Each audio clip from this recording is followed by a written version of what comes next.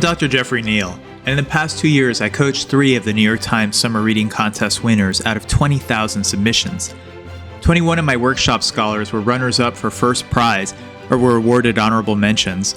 My seminars are fun and inspirational, and here you can get some of the strategies for free that my award-winning students use.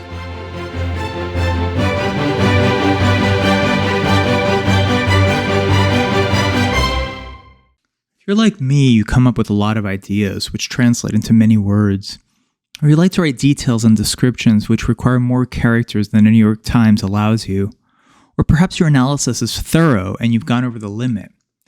The inexperienced editor boils his article down by eliminating whole sentences, long phrases, or parts of his argument.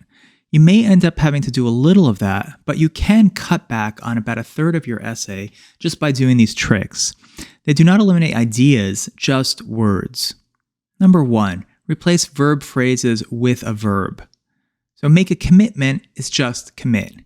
Take a rain check becomes postpone, and give a compliment is flatter. Number 2, use strong verbs instead of verbs with adverbs in other words. He screamed loudly like an animal becomes just he howled. The stock market decreased significantly is edited as the market plummeted. Cases were going up rapidly becomes cases soared. Number 3, eliminate transitional words and other markers at the beginning of paragraphs. These are often a crutch for real connections between ideas. Furthermore, nevertheless, moreover, in conclusion, in summary, firstly, secondly, thirdly. Number 4, find places where you can delete articles, prepositions, and conjunctions. You may have to reorder the sentence. The hospitals and the factories closed during the holidays. That becomes hospitals and factories closed for the holidays, from 58 characters to 47 characters.